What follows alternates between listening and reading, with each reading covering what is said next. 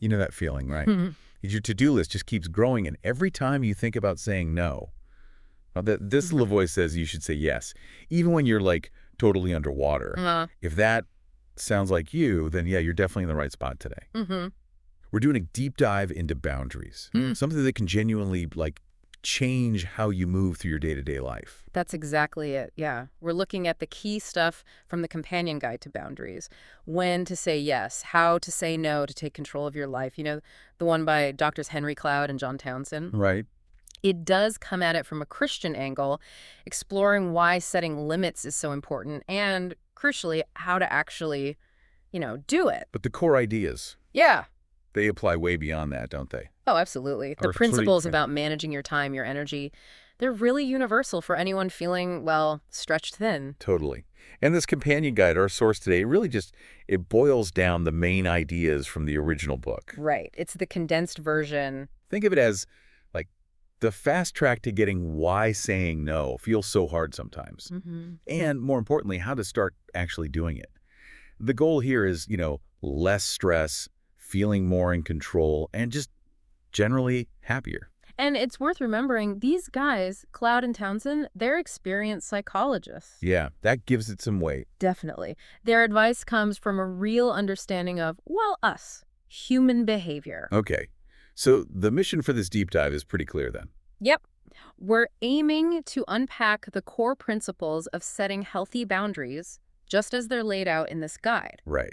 So where do we start? Maybe with what happens when you don't have them. Good place to start. The problem of being boundaryless. Okay, let's get into that. The book points out that, well, a lot of folks, and it does mention conservative evangelical Christians specifically, though it's broader, they really struggle to just say no. Mm-hmm. It's a real sticking point. And that struggle Mm-hmm. has real consequences, doesn't it? Oh, absolutely. The guide lists a whole bunch of feelings that often go hand in hand with weak boundaries. Like what? Well, things like feeling unappreciated, Like your efforts just aren't seen. Yeah. Or feeling disrespected. And just that constant grinding feeling of stress and exhaustion because you're doing too much. At home, at work, everywhere. It's like you're always pouring out, but nothing's coming back in. Exactly. Pouring from an empty cup, basically. And this isn't just a few people feeling this way, is it? It seems pretty widespread. No, it's really common. The guide actually mentions a poll, Harris Interactive for the American Psychological Association back in 2014. Okay. Get this, 44% of people said they felt more stressed than they did 5 years before that. Almost half. Wow. And what was causing the stress, did they say? They did, and it's interesting. Work was the big one. 60% mentioned that. No surprise there. Right. Then family responsibilities, that was 47%. And health concerns at 46%. You can see how boundaries fit right into all of those, can't you? Directly, yeah. A lack of clear lines in any of those areas, that's going to fuel the stress. Definitely. And the poll looked at the impact too, right? Like how people felt. Uh-huh. It dug into the emotional side. About a third of people reported feeling irritable, anxious, overwhelmed, fatigued, even sad or depressed. It just shows the toll it takes, constantly giving more than you feel you have. It really does. And there's another interesting link the guide makes. Oh, yeah? It mentions another Harris poll, this one from 2011. A huge majority, 70%, believed that better eating and exercise habits would improve their health. Okay. Yeah. How does that connect? Well, think about it. Prioritizing eating well or exercising often means saying no to other things, right? Ah, right. Saying no to working late or grabbing fast food or skipping a workout because someone else needs something. Exactly. It suggests this link between our ability to set boundaries to say no to external demands and our ability to actually take care of ourselves, our own well-being. You need to say no out there to make space for a yes in here. That makes a lot of sense. Okay, so the problem's clear. No boundaries often equals stress, unhappiness. But why? Why is it so hard for so many of us just to say that simple word, no? That's the million-dollar question, isn't it? And the guide really zeroes in on one main driver, Yeah. fear. Fear. Okay. Yeah, not just like a vague discomfort, it's specific fears. What kind of fears? The big ones mentioned are fear of losing love or approval, fear of making someone else angry, Yeah, that's a big one. fear of ending up lonely or isolated, and even this deep fear of being seen as, a bad person, selfish. Oof. Yeah, I think most people could probably relate to at least one of those. It really hits home. It does. The guide gives this hypothetical example, Stan. Stan. Yeah, Stan learned as a kid that if he displeased his parents, they'd maybe withdraw affection or get angry. Ah, okay, so he learned early on, don't rock the boat. Exactly. Yeah. And you can see how that childhood pattern just carries straight into adulthood, making it really hard to say no later on. That makes sense. It becomes automatic. It does, and it's not just hypothetical. There's an anecdote in there about Robert Burney. He's a therapist who works with codependency. Okay. As a kid, he felt like he had to manage his parents' emotions, like it was his job. Wow, that's a heavy burden for a child. Huge. And as an adult, it translated into this deep-seated fear of upsetting anyone, disrupting their lives, so saying no. Almost impossible for him, even when he really needed to, for his own health. So it's that ingrained fear of negative consequences Hmm. that keeps people stuck. That's a huge part of it, yeah. That fear of pushback, rejection, anger. Okay, so fear is massive. But the guide also says, well, you can't just blame other people forever, right? You have to take some ownership. This is such a crucial point. The book really stresses that blaming others for our own inability to say no, it's just not productive. It feels easier sometimes, though, doesn't it? Like, well, if they didn't ask so much. Oh, totally. It's tempting. They should know I'm busy. But, at the end of the day, drawing the line, that's our job. Right. The guide mentioned something called the impact factory.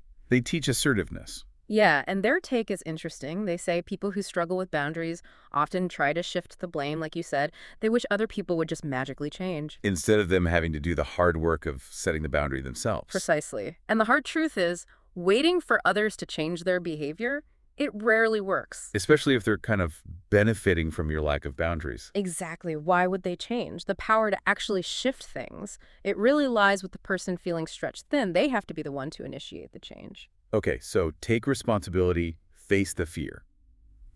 But how do we even start to think about saying no differently? Because honestly, I think a lot of people feel like setting a boundary is, well, mean or selfish. That's a really, really common feeling. This idea that setting boundaries is unloving, maybe even unbiblical for some, or just plain cruel. Yeah. The guide tackles that head on. It argues that actually setting boundaries is often the loving thing to do. For yourself, yes, but also for the other person. How so? Yeah. How is saying no loving to the other person? Well, the book suggests it can be a signal, a flag that says, hey, something's out of balance in this relationship. Ah, so it prompts a needed adjustment. Exactly, a recalibration. It's communicating that the way things are going isn't healthy or sustainable for you. Okay. And it's also about self-respect, isn't it? Absolutely fundamental. Oh, yeah. The guide emphasizes that we don't just have a right, but maybe even a responsibility to look after our own well-being. Right. And this connects to that idea that you can't pour from an empty cup. Self-love, self-care, it's not selfish indulgence. It's what allows you to actually be there for others in a meaningful way. If you're burnt out, you're no good to anyone. That makes total sense. And there was another point, too, that people who take advantage of boundaryless folks, they probably do it elsewhere, too. Yeah, that's an interesting angle. The guide suggests that someone who consistently oversteps your boundaries, they're likely doing that in other relationships, too. So by setting a boundary with them, you might actually be helping create healthier patterns overall, not just for you. Potentially, yes. It encourages more respect, more balance in how people interact. It's not just about protecting yourself, it can ripple outwards. Okay, this reframing is helpful, but Yeah. let's be real. Deciding to set boundaries is one thing. Actually doing it, people might not like it, right? Oh, you should definitely expect resistance. That's a very real part of the process. Yeah, I figured. The guide talks about resistance coming from two places, outside and inside. Exactly. External resistance, that's from other people. And internal resistance, that's your own stuff, your own fears and old habits kicking in. Okay, let's talk external first. What does that look like? What do people do when you start saying no? Well, the guide lists some common tactics. Anger is a big one. Just getting mad. Yeah. Blaming you, trying to make it your fault. Guilt trips. After all I've done for you. Oh, yeah, the guilt trip. Classic. Yeah. Sometimes even bullying, trying to intimidate you. Or maybe persistent whining, just wearing you down. Yeah. Or even flattery, trying to butter you up so you give in. Wow, a whole arsenal. It's all about getting you to back down, isn't it? Exactly. It's all aimed at making you uncomfortable enough to drop the boundary. But the guide gives ways to handle these, right? Like counter moves. It does offer practical advice, yeah. Like, Right. if someone's bullying, try to stay calm, assertive. Okay. If they're whining, maybe gently change the subject. or offer sympathy for their situation, but without agreeing to their request. Right. Don't cave. Okay. For guilt trips, you could calmly remind them of times you have helped or been supportive in the past. Hmm. And All with right. flattery, just recognize it for what it is, manipulation, and stand firm. Those are really useful strategies to have ready because you know that pushback is probably coming. It's likely, yes. And just as important is dealing with the internal resistance. Right. Our own stuff. What does that look like? Well, it's those fears we talked about bubbling up again. Fear of losing the relationship. Fear that your needs won't get met if you say no. Fear of their anger. Fear of the unknown, just changing the pattern. Yeah, that internal battle could be just as hard, maybe even harder than dealing with someone else's reaction. Often it is, yeah. Those old habits and fears run deep. So knowing all this, Hmm. knowing there's going to be resistance inside and out, how do you actually start without just getting totally overwhelmed and giving up? The advice is very clear. Start gradually. Don't try to fix everything at once. Okay. Pick one person, maybe, or one specific situation where you want to set a boundary. Focus there first. Like baby steps. Exactly. Yeah. Trying to change all your relationships overnight, that's a recipe for burnout. You'll Mhm. likely fail and feel worse. Makes sense. Build the boundary muscle slowly. That's a great way to put it. Build the muscle. The guide also talks about needing support, right? Not doing it alone. Oh, massively important. Having a support system, friends, maybe a support group, is crucial. Why? What do they provide? Encouragement, for one, just someone cheering you on, but also perspective, ideas, feedback. How did that sound? What else could you try? Yeah, bouncing ideas off someone. It's incredibly helpful to have people who get it and are in your corner. And there was another tip I thought was really smart. Practicing, like rehearsing what you're going to say. Yes, that's such a practical, powerful tool. Why does practicing help so much? Well, a few reasons. It helps you get really clear in your message. What do you actually want to say? Okay. It helps you think about how to say it, your tone, your body language, Yeah. and it lets you anticipate objections. What might they say back? How will you respond? So you're not caught totally off guard by the pushback. Exactly. It builds confidence, makes the real conversation feel less scary. And like we said, resistance is probable, so having thought through some responses makes it easier to stay firm, even if you have to ad-lib a bit. Okay, so gradual approach, get support, practice the words. Now, the actual communication. How do you say it effectively? The guide stresses it's both words and actions. You have to actually say the no, clearly articulate the boundary, but then, and this is key, you have to follow through with your actions. Stick to it. Right. Saying no and then immediately giving in, that just teaches them your no doesn't mean anything. Precisely. It undermines the whole thing. Consistency is vital. And how should you sound? Like the tone. The advice is be loving, be polite if possible, but also be firm, unequivocal. No wishy-washy language. Avoid stuff like, well, I'm not sure if I can, or maybe. Exactly. Those leave the door open for negotiation or manipulation. Be clear and direct. Okay. And what about timing? Do you have to answer right away? No, definitely not. The guide suggests taking time if you need it. Let me think about that and get back to you. That buys you time to consider it properly. Right. It prevents you from giving a rushed, yes, you'll regret. It lets you formulate a thoughtful, assertive response. And here's something interesting the guide mentions. Don't over-explain your no. Yes, that's a really important tactic. Why not? Isn't it polite to give a reason? Sometimes, but giving too many reasons or justifications, it just gives the other person ammunition. How so? They can start arguing with your reasons, finding loopholes, trying to solve your problems for you so you can say yes. Okay. So a simple, firm, no, I'm not able to do that is often better. Often, yes. It's less likely to lead to a debate or attempts to manipulate you. Keep it simple. Keep it clear. Okay, so we've communicated the boundary clearly and firmly. But what if they just ignore it? The guide says boundaries need consequences, right? That's the crucial next piece. Boundaries without consequences. They're basically just suggestions. They don't have much power. Right, so you need teeth. You need teeth. The guide says you need to figure out beforehand what the consequence will be if the boundary is crossed, and then you need to communicate that consequence clearly. So it's not a surprise later. If you do X, then Y will happen. Exactly. It needs to be understood. There's a good example in the guide about a mother and her teenage son's curfew. Okay. It highlights a really important point. The consequence should primarily impact the person who violates the boundary, not the person who set it. Right. If the consequence punishes you more, you're not going to stick to it. Exactly.